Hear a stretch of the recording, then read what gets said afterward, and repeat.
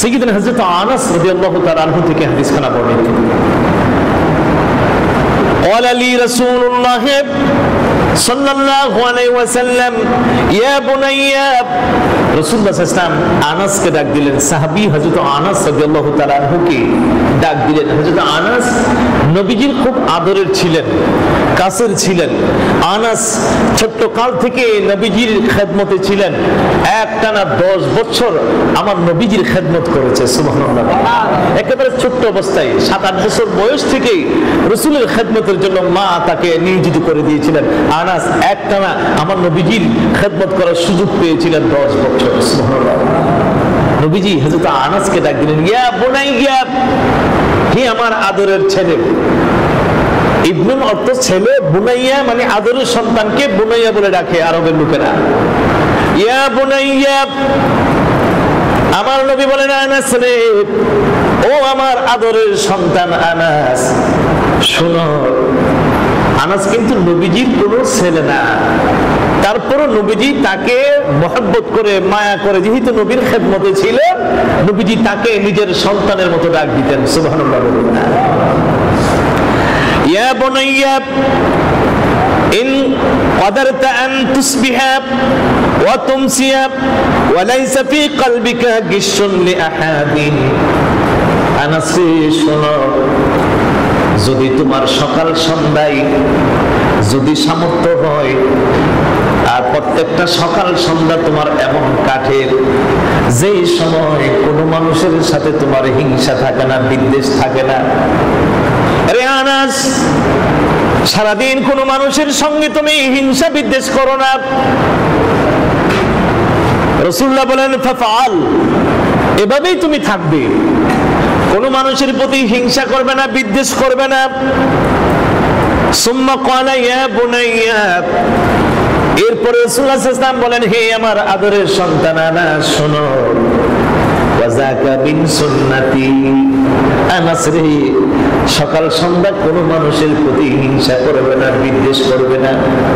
আরে আনাস, মানুষের সমালোচনা করবে না, মানুষের গীবত করবে না, মানুষের নিন্দা করবে না, মানুষের পিছনে লেগে থাকবে না, কোনো মানুষের সাথে শত্রুতা করবে না। ও আনাস, তুমি জেনে রাখো, এটা হলো আমি নবীর সুন্নাত। সুবহানাল্লাহ। আমি নবী কারো গীবত করি না, আমি নবী কারো সমালোচনা করি না, আমি নবী কারো প্রতি বিদ্বেষ রাখি না, আমি নবী কারো প্রতি হিংসা রাখি না। ও আনাস শোনো, ও আমার আদরের সন্তান শোনো, তুমিও যদি এইভাবে হিংসা নিন্দা ছেড়ে সকাল সন্ধ্যা কাটাইতে পারো, তাহলে তুমি জেনে রাখো এটা আমার সুন্নত। ও আনাস, যদি তুমি আমার সুন্নতকে তুমি পালন করো, মহব্বত করো, ভালোবাসো। আরে আনাস, মান আহাব্বা সুন্নতি ফাকাদ আহাব্বানি। আনাস রে, আমি বলে দিলাম, সকাল সন্ধ্যা অর্থাৎ সব সময় তুমি মানুষের প্রতি ভালো ধারণা রাখবে, হিংসা বিদ্বেষ পোষণ করবে না, এটা আমি নবীর সুন্নত। আর আমি নবীর সুন্নতকে ভালোবেসে তুমি যদি আমল করো, তোমাকে আমি ঘোষণা দিই, মান আহাব্বা সুন্নতি ফাকাদ আহাব্বানি। ওরে আমার আনাস শোনো, আমি নবী তোমাকে বলে দেই, যারা আমি নবীর সুন্নতকে ভালোবাসবে, আমি রাসূলুল্লাহকে যেন সে ভালোবাসে। মান আহাব্বা সুন্নতি ফাকাদ আহাব্বানি। আমি ঘোষণা দিলাম, আনাস, যদি কেউ আমার সুন্নতকে ভালোবাসে, সে যেন আমি রাসূলুল্লাহকে ভালোবাসবে। সুবহানাল্লাহ। ওয়া মান আহাব্বানি।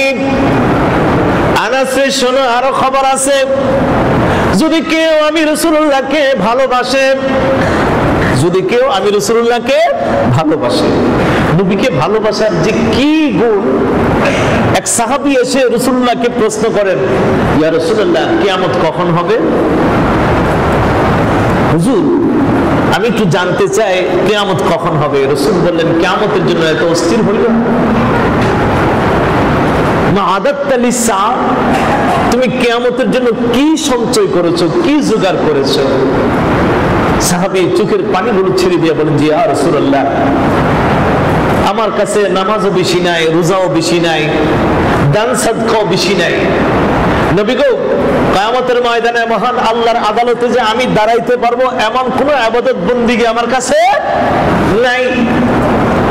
আমার নবী বললেন, নামাজ তোমার বেশি নাই, রোজাও তোমার বেশি নাই, দান সাদকাও তোমার বেশি নাই, তুমি কিয়ামতের জন্য পাগল হয়ে গেলা। সাহাবী চোখের পানি ছেড়ে দিয়া বলেন, ইয়া রাসূলুল্লাহ, যদিও নামাজ বেশি নাই, যদিও রোজা বেশি নাই, যদিও দান সাদকা বেশি নাই, তবে আমি আল্লাহর কসম খায়া বলি একটা জিনিস আমার কাছে সবচাইতে বেশি আছে। রাসূল বললেন, ওই জিনিসটা কোন জিনিস? তোমার কাছে সবচাইতে বেশি ওই জিনিসটা কোন জিনিস? সাহাবী বলেন, ইয়া রাসূলুল্লাহ, ওয়াল্লাহি ইন্নী উহিব্বুল্লাহ ওয়া রাসূলাহু, আমি গোলাম, আমি পাপী বান্দা, আমার আল্লাহ ও রাসূলকে আমি সবচেয়ে বেশি ভালোবাসি।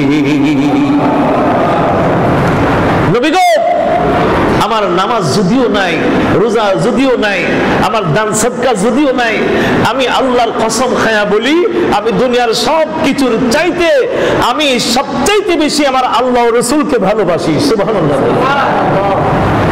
নবী আমার ডাক দিয়ে বলেন, আরে আমার সাহাবী, যদি সত্যি তুমি তোমার রাসূলুল্লাহকে ভালোবাসো, আমি নবী তোমাকে আরেকটা খুশির খবর দেই, ফাআনতা মান আহবাবতা, তুমি যেই নবীকে ভালোবাসো সেই নবীর সঙ্গে তুমি হাসরের দিন থাকবে। হযরত আনাস বলেন, রাসূলুল্লাহ যখন এই কথা বলে আমি তখন সামনে ছিলাম, আমি তখন চিৎকার মেরে মেরে বলতে লাগলাম, ইয়া রাসূলুল্লাহ, আল্লাহর কসম আমি আনাস আপনি রাসূলুল্লাহকে বেশি ভালোবাসি। সুবহানাল্লাহ।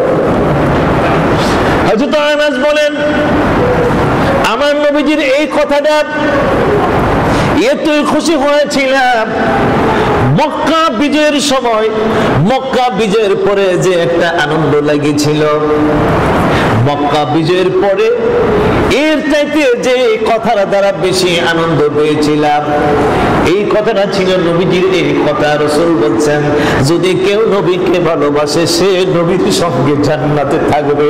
এই জন্য আমি আনাস বলি, ইয়া রাসূলুল্লাহ, আল্লাহর কসম খায়া বলি আমি আনাস আপনি রাসূলুল্লাহকে বেশি ভালোবাসি।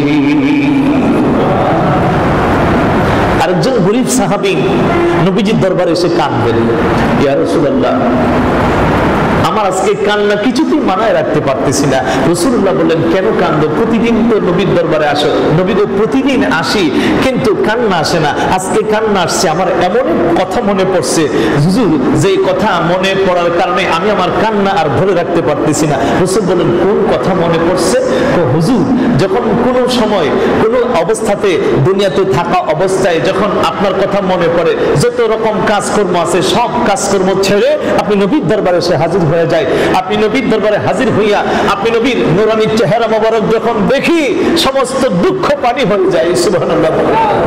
নবীজি বলেন, আজকেও তো তুমি আমাকে দেখতেছো, তাহলে কান্নার কারণটা কি? এইভাবে তুমি কাঁদতেছো?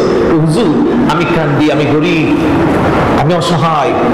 নবী গো, আমার কোনো মর্যাদা নাই, আমার কোনো সম্মান নাই। আজকে আমার মনে পড়ে গেল একদিন আপনি দুনিয়ার জমিন থেকে বিদায় হবেন, আমিও দুনিয়ার জমিন থেকে বিদায় হব। হুজুর, যদি আপনি চলে যান, আপনি রাসূলের কথা যদি আমার মনে পড়ে, নবী গো, আমি দুনিয়াতে এসে আপনাকে দেখতে পাবো না, আশা থাকবে পরকালে যাই আপনাকে দেখব। নবী গো, আপনি পরকালে যাবেন, আপনার স্থান হবে সমস্ত নবীগুলোর উপরে, আপনি থাকবেন সমস্ত সর্বোচ্চ মকামে। রাসূল গো, আর আমি আপনার আপনা একটা গোলাম, জান্নাতে গেলেও থাকবো সবার পিছনে। আল্লাহর নবী সেই হাসরের ময়দানে আপনি রাসূলকে যদি আমি দেখতে না পাই, আমি কেমন করে হাসরের দিন কাটাবো? নবী গো, সেই চিন্তায় আমি অস্থির হয়ে গেলাম, আমি কেমন করে আপনি নবীকে হাসরের দিন পাবো? আমার নবীজি চুপ হয়ে গেলেন, খামোশ হয়ে গেলেন। আল্লাহ পাক জিবরাইলকে ডাক দিলেন, জিবরাইল রে, আমার বন্ধুকে যায় বলো এই প্রশ্নের উত্তরটা আমি আল্লাহ দিচ্ছি। আমার আল্লাহ দিচ্ছেন। আজকে যে আয়াতটা আমি তেলাওয়াত করছি, এই আয়াতটা যখন নাজিল হয় এই কাহিনীর প্রেক্ষাপটে, এই শানে নুজুলের কারণে আল্লাহ পাক এই আয়াতটা নাজিল করেছিল।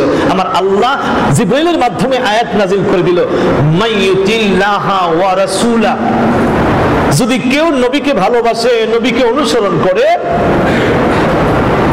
উলাইকা মাআল্লাযীনা আনআমা আল্লাহু আলাইহিম মিনান নাবিয়্যিনা ওয়াস-সিদ্দিকিনা ওয়াশ-শুহাদা'i ওয়াস-সালিহিন। হে জিবরাইল, আমার বন্ধুকে যায় বলো আমার বন্ধুর গুনাহগার উম্মতেরা যেন কষ্ট না নেই, দুঃখ না নেই, যে যেই হালাতেই থাকুক না কেন, যদি সত্যি আল্লাহ আল্লাহর রাসূলকে কেউ ভালোবাসে তাহলে আমি আল্লাহ ঘোষণা করে দিলাম যে যাকে ভালোবাসবে সে তার সঙ্গেই তার হাসর হবে। জোরে কোন সুবহানাল্লাহ। নবীকে ভালোবাসলে নবীর সঙ্গে হাসর হবে, সিদ্দিককে ভালোবাসলে সিদ্দিকের সঙ্গে হাসর হবে, শহীদদেরকে ভালোবাসলে শহীদের সঙ্গে তার হাসর হবে। আর যদি বলি আল্লাহ আউলিয়া কিরামদেরকে যারা ভালোবাসবে আমার আল্লাহ তাদের সঙ্গে তাদেরকে হাসর করাইয়া দিবে। সাহাবী খুশি হয়ে গেলেন। রাসূলুল্লাহ সাল্লাল্লাহু আলাইহি ওয়াসাল্লাম বলেন যদি কেউ আমার সুন্নতকে ভালোবাসে সে যেন আমাকে ভালোবাসলো। ওয়ামান আহাব্বানি কানা মাই ফিল জান্নাহ।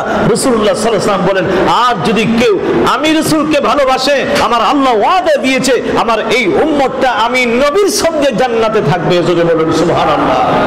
যেই নবীকে ভালোবাসলে নবীর সঙ্গে জান্নাতে থাকা যায় সেই নবীর ভালোবাসা আমরা চাই কি চাই না? সবাই বলুন চাই কি চাই না?